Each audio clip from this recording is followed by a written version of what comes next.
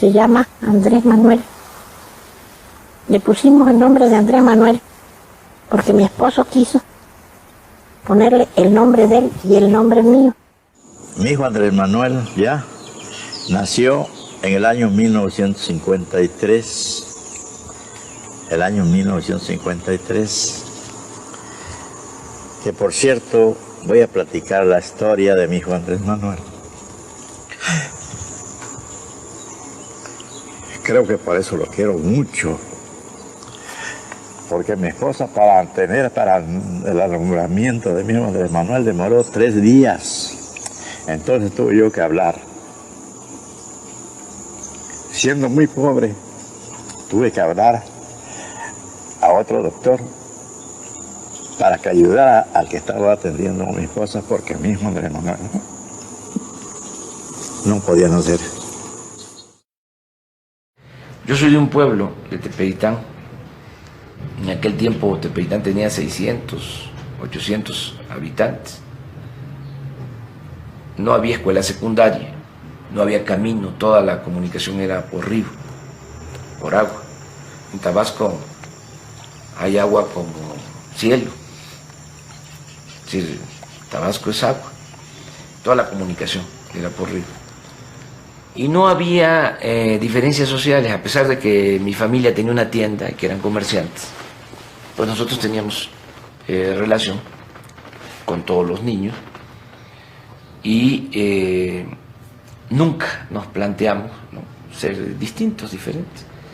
Luego vino un fracaso familiar en el comercio y esto pues con más razón nos mantuvo en una convivencia. ¿Qué fracasó? Fracasó mi papá, mi mamá, el comercio, pues de las cosas que suceden. En una tienda. En una tienda, sí. Y ellos muy trabajadores, siguieron adelante y se superaron al final, ¿no? Pero en la época de mi infancia sucedió esto. ¿Y cómo te afectó? Pues nos afectó porque ya no teníamos los mismos bienes o satisfactores que teníamos cuando había más dinero en la familia. Sin embargo, no nos cambió la vida, seguimos actuando de la misma forma. Entonces siempre he tenido una buena relación con la gente. Luego tuve la fortuna de tener buenos maestros. En la secundaria tengo un maestro que fue decisivo en mi vida, Rodolfo Lara Laguna, maestro de civismo. Ese marcó mi vida. Me daba segundo año de secundaria, me daba civismo en segundo año de secundaria. Observaba el libro El Buen Ciudadano. Él no nos explicaba mucho sobre el libro, nos explicaba más sobre otras cosas, porque él había estado en la Universidad Nicolaita y además fue dirigente social. Fue dirigente en el 68 en Tabasco. Es un hombre extraordinario. ¿Y cómo te cambió la vida? Porque empezó a tocar en las clases asuntos importantes. Yo creo que algo que es muy importante de todo maestro, y yo creo que todo maestro lo puede lograr, cuando tenga algo que es muy importante en la profesión, y yo creo que en muchas profesiones o en todas, la pasión. Yo dando clase me apasionaba, me transformaba.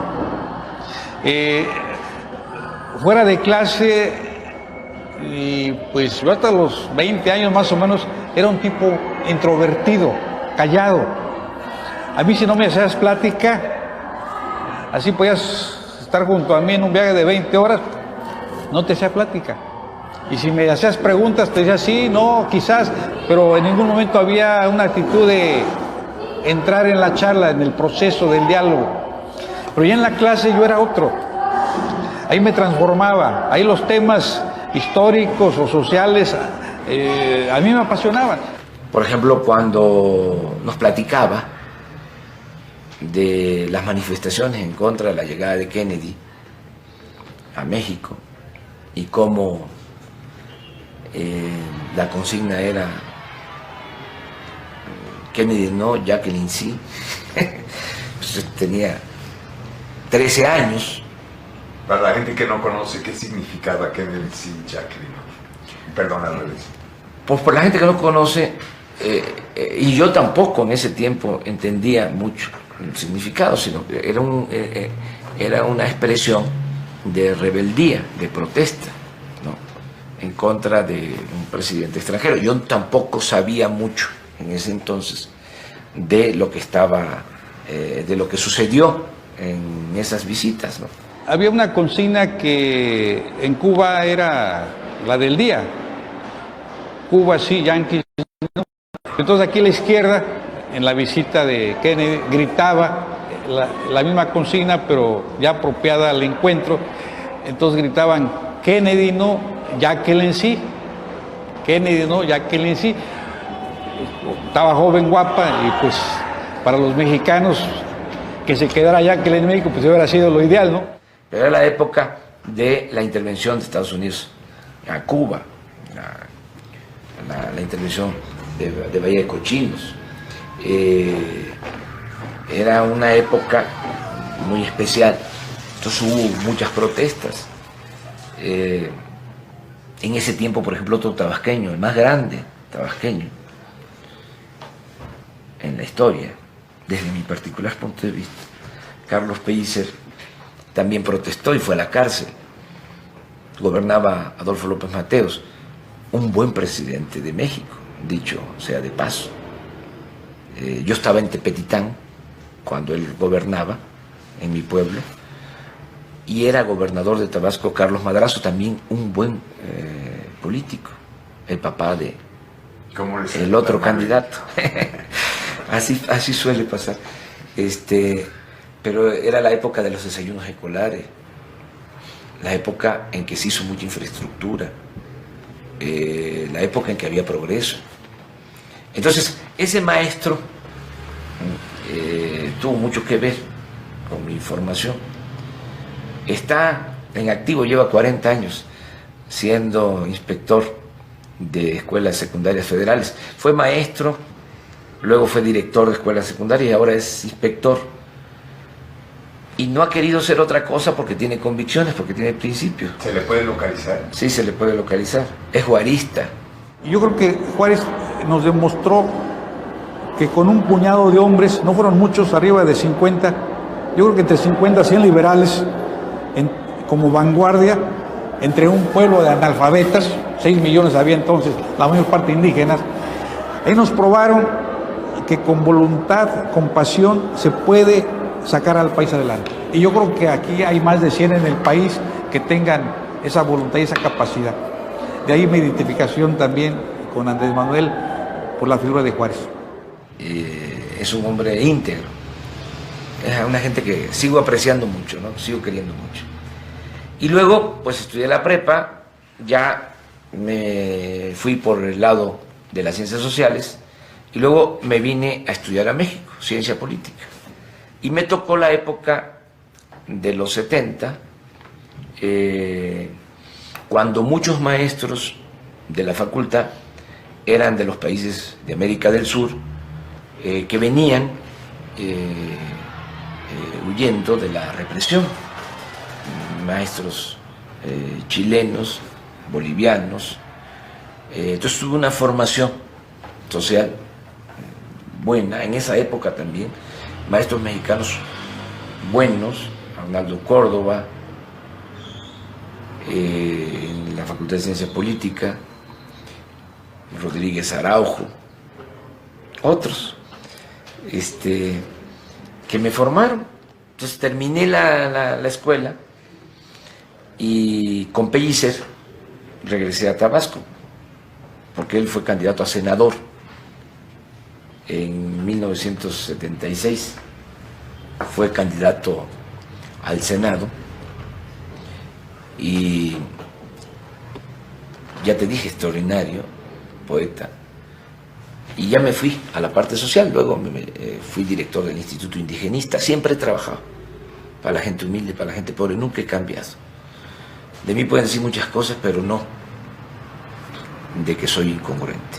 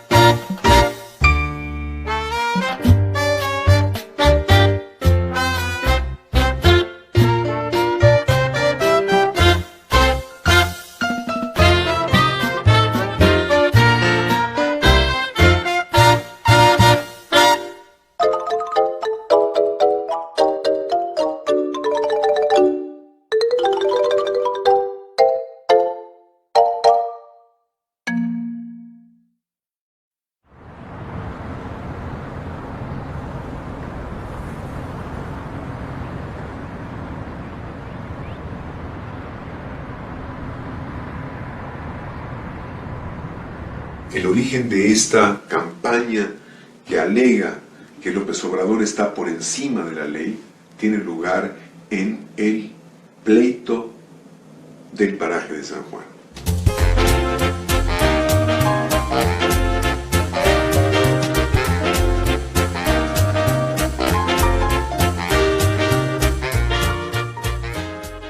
Bueno, lo del paraje San Juan se inicia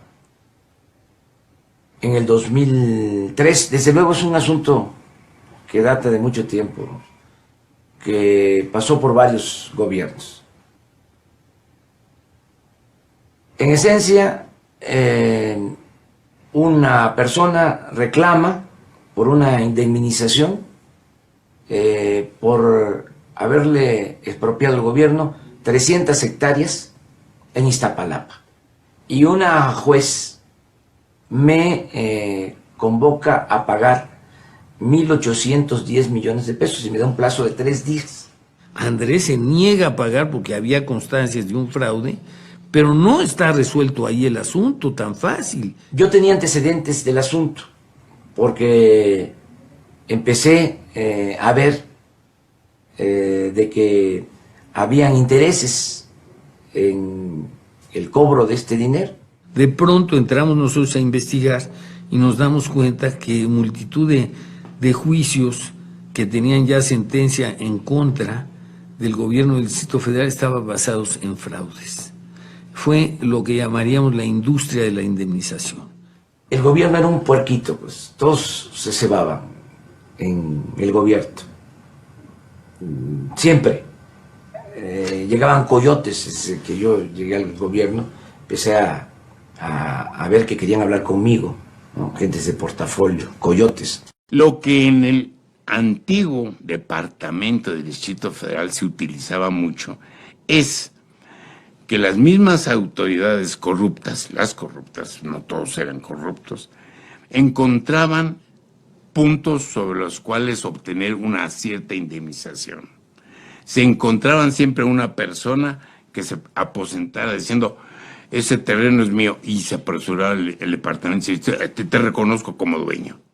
Y entonces empezaron un juicio que al terminar obligaba al departamento del Distrito Federal a pagar. Y por supuesto habían hecho un fraude tremendo en aquellas épocas. Una vez que recibimos la notificación del juez federal, en el sentido de que Andrés Manuel López Obrador debía pagar, no él, su jefatura de gobierno, 1.810 millones de pesos, es decir, 180 millones de dólares, eso habría dado al traste con cualquier programa de gobierno. Era un caso emblemático que se podía mostrar cómo, con influencias, con corrupción, se llega a esos extremos, ¿no? De querer cobrar 1.810 millones de pesos a partir de un fraude. En ese momento me di cuenta que en el paraje de San Juan se estaba jugando la permanencia de Andrés Manuel López Obrador en el gobierno del Distrito Federal. Tú sabes que si no obedeces al Poder Judicial, te destituye. Yo creo que fue escogido un caso especial porque una persona que estaba ya muy encaminada en una posición muy popular fue intentado parar a como diera lugar.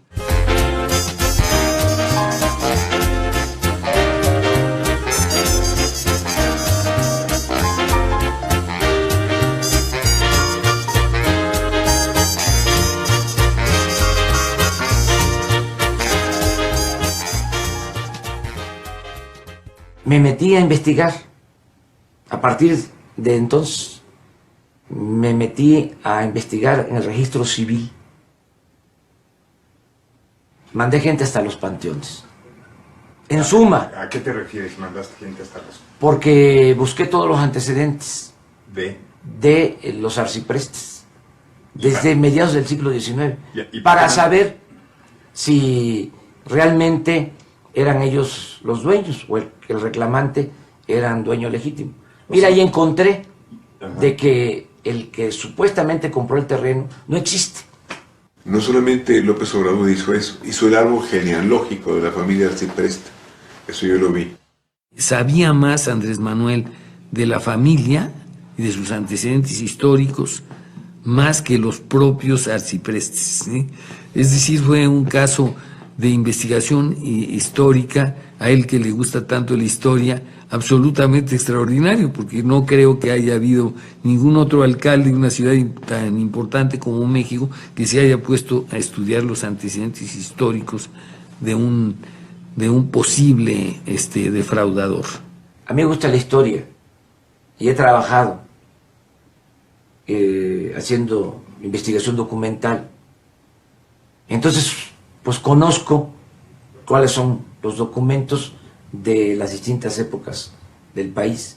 Por ejemplo, el contrato de compraventa, donde supuestamente ellos habían adquirido estas 300 hectáreas en Iztapalapa, tiene una firma modernísima.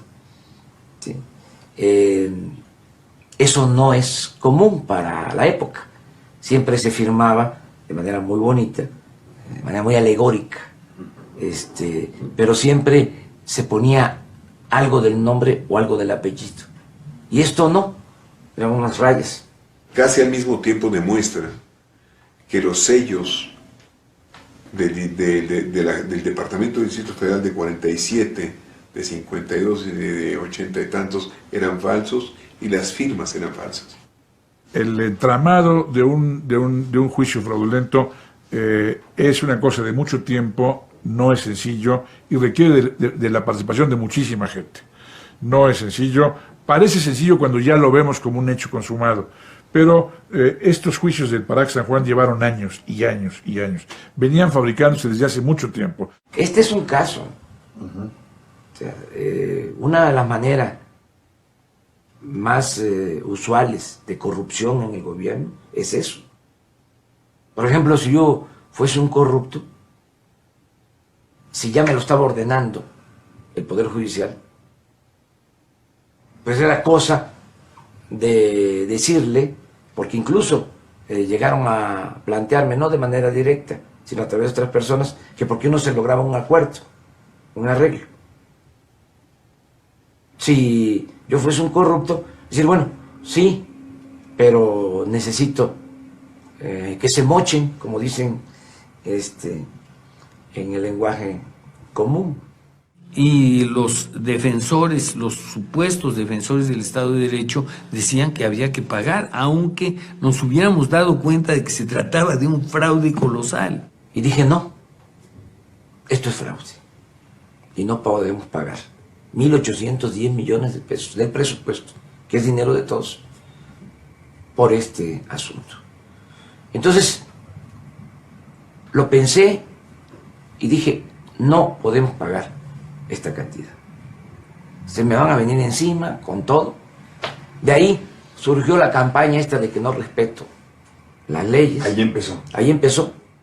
López Obrador, con su terquedad, si la quieren llamar así, de que yo hago lo justo, pero no es que me niegue a hacer lo que a mí me parezca que no es justo, sino interpongo hasta el último momento los recursos que estén a mi mano en beneficio de la ciudad que prometí defender. Y la Suprema Corte de Justicia atrae el caso. El concepto de atraer el caso quiere decir revisión. Y quiere decir, de algún modo, el juez no tuvo la razón. O se sospecha que no tuvo la razón.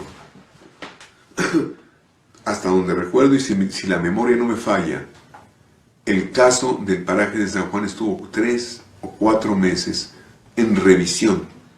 Y inmediatamente la Corte se dio cuenta que había por lo menos 12 gentes, 12 personas que decían que eran los propietarios, y evidentemente en el cotejo superficial que se hizo en el primer momento se dieron cuenta de que de veras había un fraude. Es probable que la Corte hubiera encontrado una salida para que se hiciera justicia y no para que se aplicara mecánicamente el derecho, pero no hubo necesidad, porque la Secretaría de la Reforma Agraria informó que se trataba de un predio de carácter federal. Iniciando la defensa para acreditar la simulación del juicio, fue que una buena mañana en forma inopinada y casual, aparecen los expedientes de la propiedad del Paraje San Juan en las oficinas de la Reforma Agraria. ¿Te acuerdas que de repente el secretario de la Reforma Agraria dice, pues nosotros ordenamos aquí la limpia de unos archivos y abrimos un cajón y apareció esto? Estos terrenos nunca fueron de los señores que dicen que fueron expropiados, que dicen que fueron robados y que tienen derecho a este dinero, sino que estos terrenos siempre han sido del gobierno federal. Y la Corte tuvo que dar marcha atrás. Imagínense si hubiese pagado los 1.810 millones. A lo mejor hubiesen dicho, ay, qué respetuoso es del Estado de Derecho. Pero me iba a convertir en cómplice de un fraude.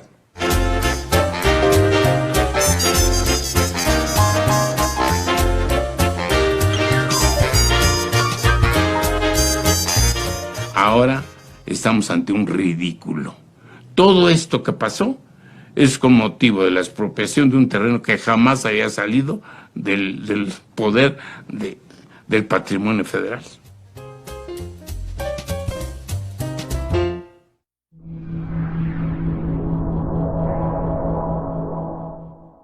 El senador Diego Fernández Ceballos, en una reunión previa a que salieran los videos, comentó a un grupo de senadores: acaba de salir una denuncia de corrupción del dirigente del Partido Verde por Cancún, lo habían filmado, sobre un supuesto soborno para conseguir permisos y construir en Cancún. Y había un escándalo. Y ese día llega Diego, me cuenta, y dice, lo de el Verde no es nada para lo que le vamos a hacer a Andrés Manuel. Yo no, me dijo como me dicen, que yo no lo voy a decir, lo que le vamos a hacer. Hizo así una servilleta, vamos a hacer cachitos.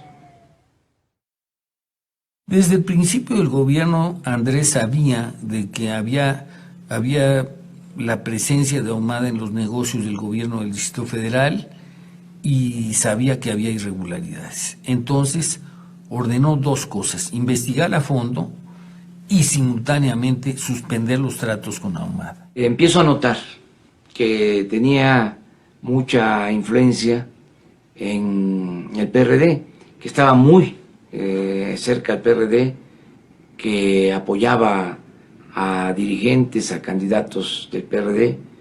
Me da mala espina, no me gusta eso, porque el que da dinero para las campañas siempre pide algo a cambio. La historia de los primeros años de gobierno respecto de Ahumada es los intentos desesperados de Ahumada de entrar en algún tipo de negociación con Andrés y la negativa de Andrés de vincularse con él. Ahora, con Ahumada él nunca tuvo trato. Se le ha buscado, se le ha intentado encontrarle. ¿Alguien lo invitó a Andrés Manuel a una cena con Ahumada? No fue. Algo sabría. Andrés Manuel estaba ya siguiendo una averiguación en contra de Ahumada, muy avanzada por un desfalco en la delegación Gustavo Madero. Ahí hubo un desfalco de obras que se suponía que debían hacerse y que no se hicieron, por las cuales este hombre recibió 30 millones de pesos. En realidad estaba ya preparada su consignación. Hubo una serie de problemas de tipo burocrático que impidieron que se hiciera la consignación antes, como hubiera sido el deseo. A mí me lo ha platicado, que él estaba dispuesto, Andrés Manuel y el procurador estaban dispuestos a ir adelante y consignar a Ahumada. No te olvides de que el licenciado López Obrador rechaza el concurso y la licitación que Ahumada había ganado, el grupo Quark había ganado, para construir los segundos pisos. Ahumada gana la licitación del distribuidor San Antonio, pero no se le otorga la obra. ¿Por qué? Porque lo mismo, yo ya andaba filiándolo, me daba mala espina, y si gana, es la propuesta más baja, Sin embargo, era una propuesta que de todas maneras superaba el techo financiero o el presupuesto que nosotros teníamos para la obra. Y por eso, bajo ese argumento, se declara cancelado el contrato. La negativa de Andrés lo hizo que se desesperara y básicamente buscó una fórmula extrema poniéndose en manos de los enemigos de su enemigo, de su adversario. Se hacen las investigaciones, se encuentra en efecto que hay un fraude, se detienen a 2 personas. Cuando se da cuenta, de que ya hay detenidos y que viene la investigación sobre él, es cuando estalla el conflicto. Un alto funcionario del gobierno del Distrito Federal fue captado en una mesa de juego durante 3 madrugadas seguidas en el casino del Hotel Velayo de Las Vegas. El secretario de Finanzas del gobierno capitalino, Gustavo Ponce Meléndez. Y lo veo, tengo comunicación con el jefe de gobierno, me sugiere que hable yo al programa, hablo, me toma el teléfono López Dóriga y le explico que en ese momento estamos enterándonos de esta actitud de este señor y de la cantidad de veces que había ido a Las Vegas con gastos muy altos y que iniciábamos en ese momento una averiguación previa por enriquecimiento ilícito. Si hubiera tomado dinero del gobierno del Distrito Federal, evidentemente tendría que preguntarse, pues que no lo sabía. Pero no, en sus cuentas no hay ningún problema. Lo que pasa es que el favorecer con contratos, el favorecer pagos, eso es lo que Ahumada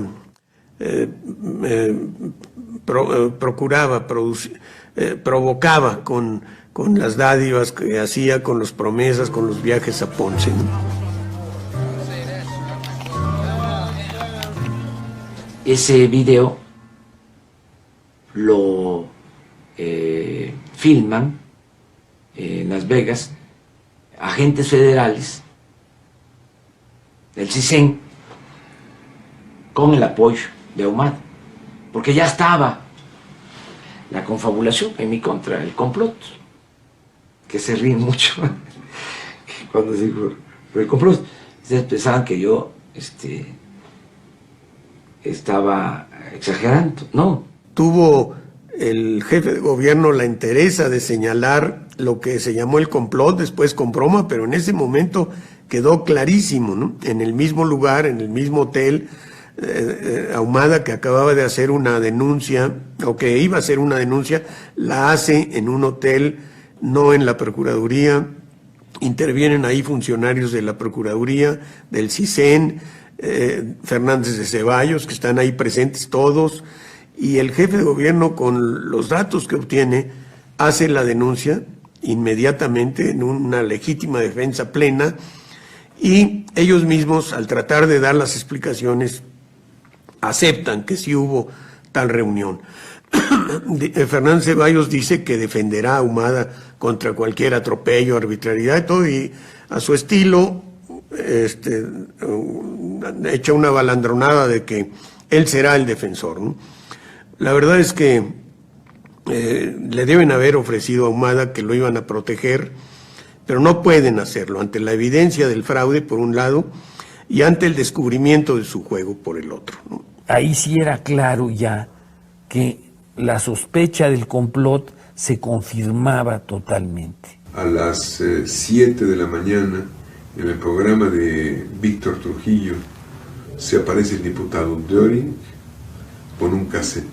Y recibí yo un video que me permite traerte como obsequio. Yo lo recibí el día de ayer porque fue mi santo, el 2 de marzo es San Federico. Entonces fue mi regalo de santo y bueno, lo traje para compartirlo contigo porque creo que cuando veas lo que en él está contenido, verás que es un asunto que no me puedo reservar para mi conocimiento. La historia es conocida, Bejarano está dando una entrevista, lo llaman al programa de Víctor Trujillo.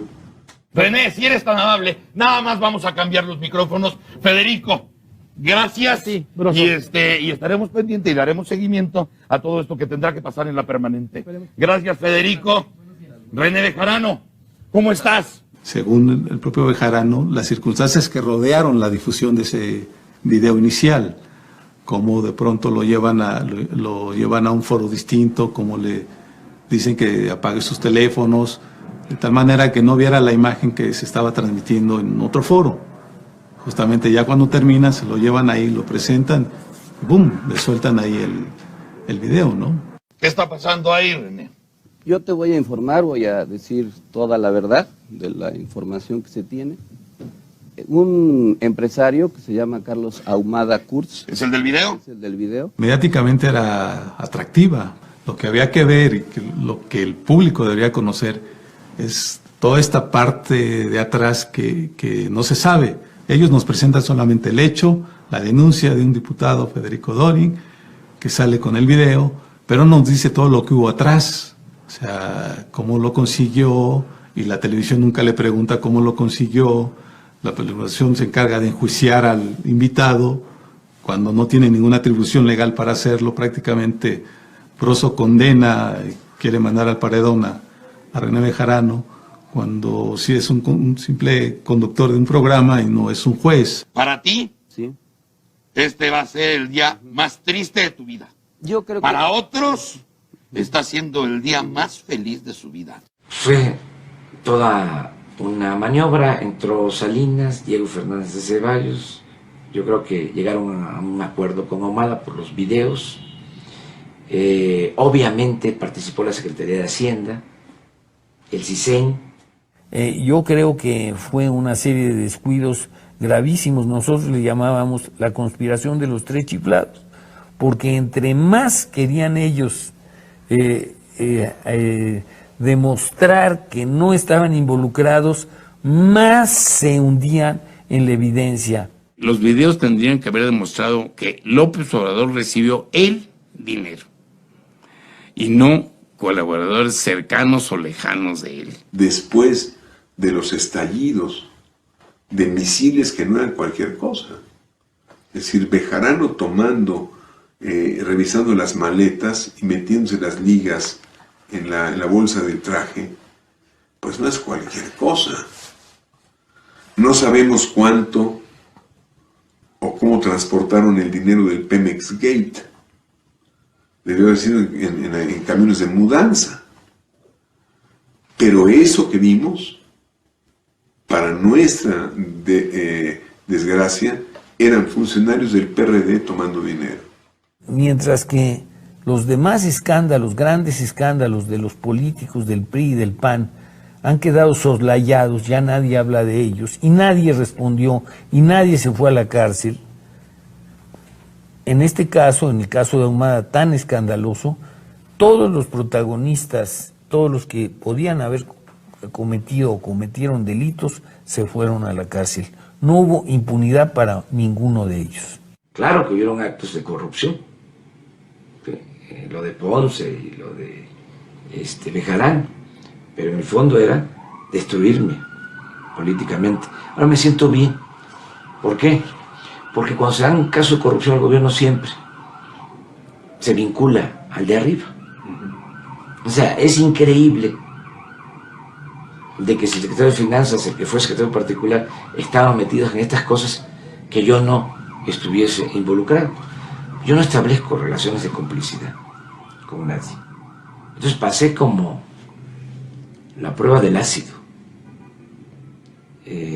Pude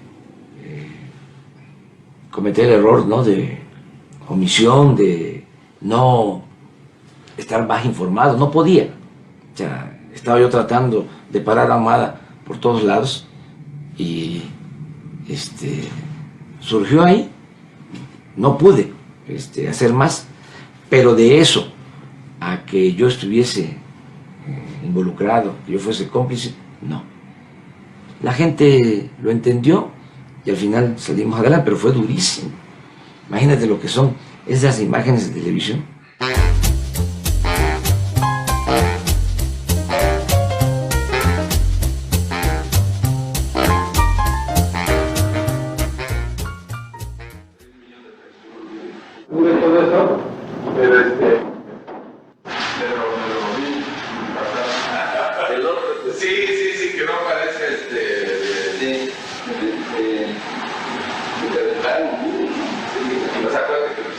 Sí, maneras de saber cómo va el rollo ¿no? Entonces, yo creo que todo el que fue a esa oficina está filmado. Incluso no solo recibiendo dinero, yo creo que filmaron todo. Lo hacía hasta con los futbolistas. Tiene un equipo de fútbol y una vez se quejaron los del equipo contrario porque en el vestidor del equipo contrario a su equipo de fútbol había micrófonos y les subían la temperatura en los vestidores para crearles un ambiente hostil a los contrarios, y grababan conversaciones y filmaban y todo ese tipo de cosas, algo muy especial. Entonces, cuando él siente que no hay entrada en el gobierno del Distrito Federal, echa a andar todo el plan.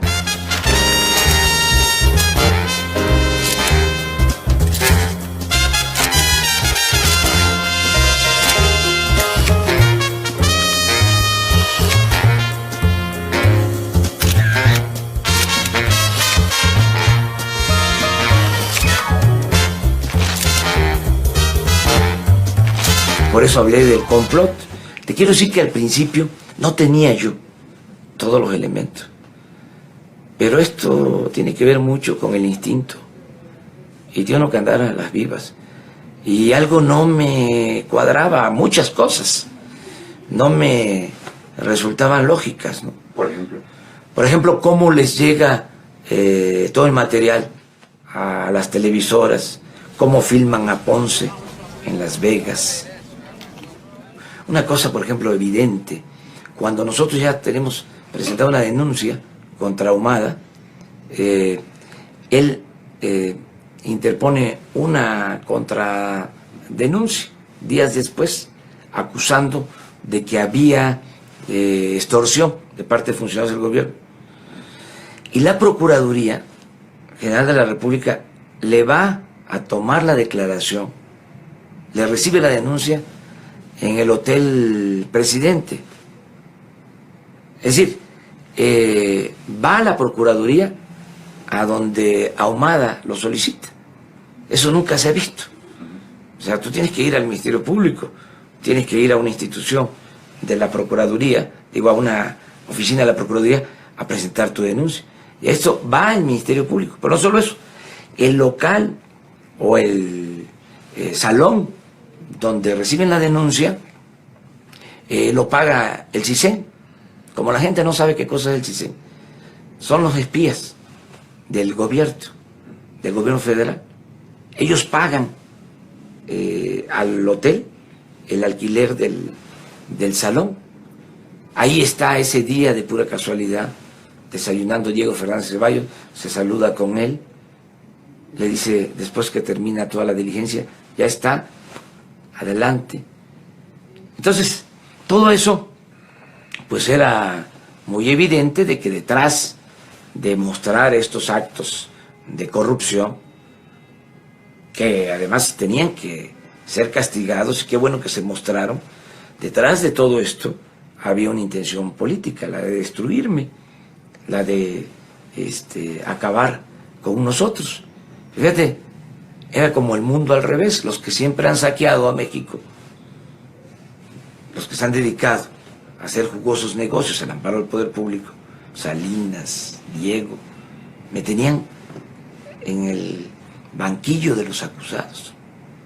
Fue una situación muy difícil, porque además nadie iba a creer que yo no estaba informado de lo que hacía Ponce, de lo que hacía Bejarano. Increíble, en un país en donde siempre la corrupción se da de arriba para abajo y tiene que ver con la cabeza, y donde se van tejiendo relaciones de complicidad, imposible de que yo saliera a decir pues que no conocía a Ahumada, de que no establecimos nosotros ningún tipo de relación con él, que no sabía que Bejarano tuviese relaciones con Ahumada, que yo no había mandado a Bejarano a pedir dinero, que no sabía yo que Ponce era un jugador empedernido y que iba a Las Vegas y que además tenía vinculaciones con Ahumada. O sea, era muy difícil de que la gente creyera de que yo no estaba involucrado. Afortunadamente, todo se fue aclarando, se demostró, se burlaban de mí, de que hablaba yo de complot, hasta la forma de decirlo. En vez de decir complot, decía yo complot y que estaba mal dicho. Pues no, se puede decir de las dos maneras. Pero en el fondo lo que decían era de que no era cierto de que hubiese complot. Luego se demostró, porque Ahumada terminó en Cuba, allá lo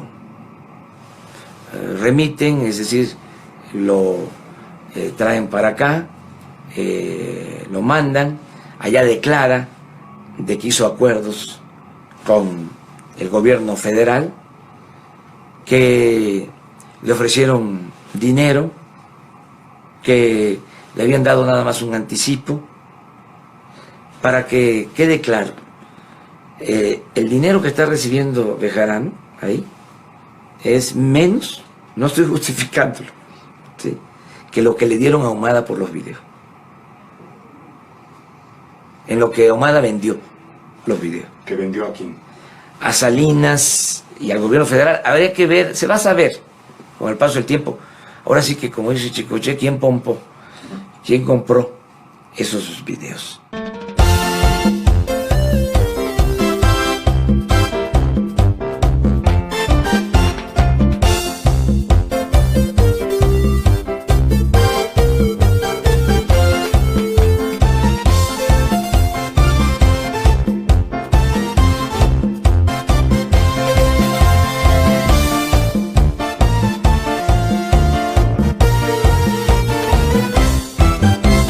Ojalá y los cubanos, el gobierno de Cuba, mande toda la información que tiene sobre esto, porque nada más mostraron fragmentos en donde Ahumada habla de que él colaboró para que filmaran a Ponce, agentes federales, en Las Vegas. Estuvo metido el secretario de Hacienda, Francisco Gil. Pidieron información, fíjate que ellos sabían, estaban investigando a Ponce de tiempo atrás, pidieron información al Departamento del Tesoro del gobierno norteamericano, pero no nos notificaron absolutamente nada, porque utilizaron todo esto con propósitos políticos. Ellos hicieron llegar a las televisoras y al CISEN toda la información. Entonces, cuando empezamos a dar a conocer esto, pues la gente empieza a creernos de que sí había actos de corrupción, que había que castigar a los responsables, pero que no estábamos nosotros involucrados, yo en particular, que no establezco relaciones de complicidad. Y no solo eso, sino que era un plan, una confabulación para destruirme políticamente. Eso fue lo que se demostró al paso del tiempo. ¿Te sorprendió más Ponce o Bejarano? Los dos casos. ¿Cuál era tu relación con Bejarano? Él tenía una relación conmigo bastante cercana, fue secretario particular en el gobierno. Cuando esto de los videos ya no estaba trabajando conmigo, ya estaba fuera. No. Sin embargo, estaba como dirigente del PRD. Sin embargo, en el manejo que se le daba a la información, era el secretario particular. Ya tenía tiempo que había salido del gobierno. Sin embargo, se puntualizaba mucho esto. Me sorprende en el momento porque él no tenía relación con el grupo más cercano a Ahumada en el PRD. Entonces, eran grupos distintos y de repente aparecen ahí las imágenes. Fue muy fuerte. Todo eso. ¿Lo sentiste como traición de verdad?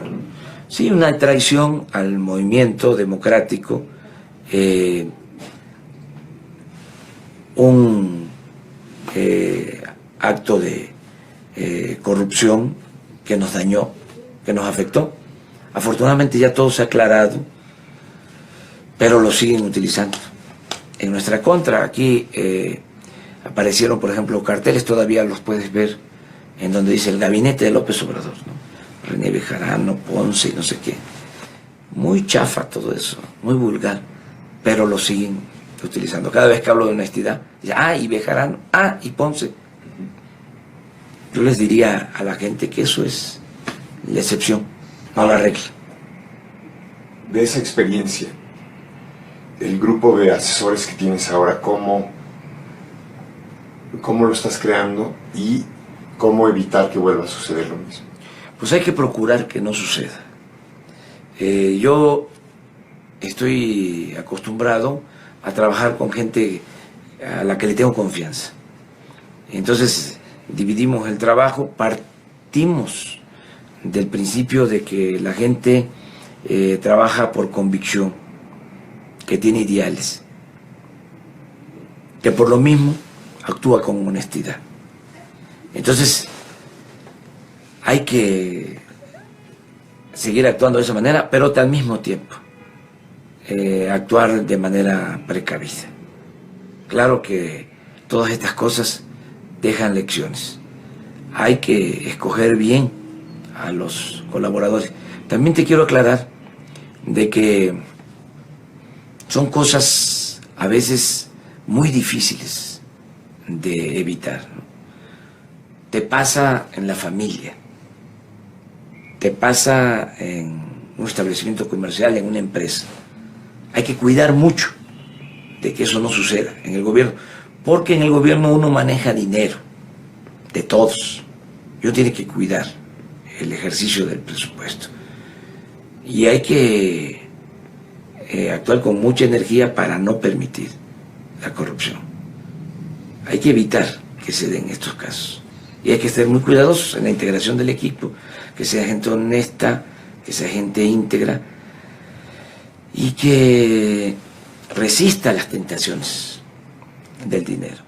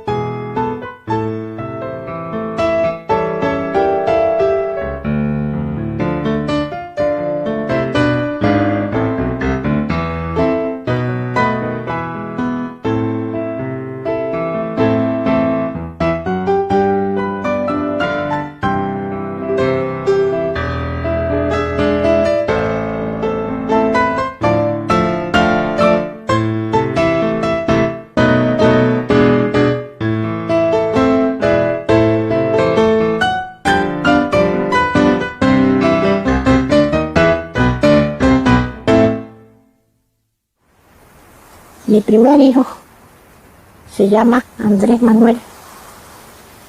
Le pusimos el nombre de Andrés Manuel porque mi esposo quiso ponerle el nombre de él y el nombre mío.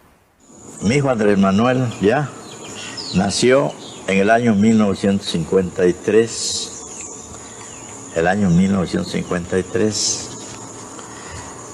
Que por cierto, voy a platicar la historia de mi hijo Andrés Manuel.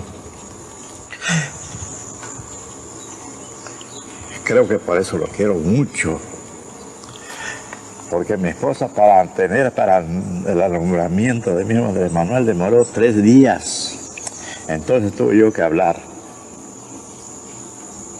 Siendo muy pobre, tuve que hablar a otro doctor para que ayudara al que estaba atendiendo a mi esposa, porque mi hijo Andrés Manuel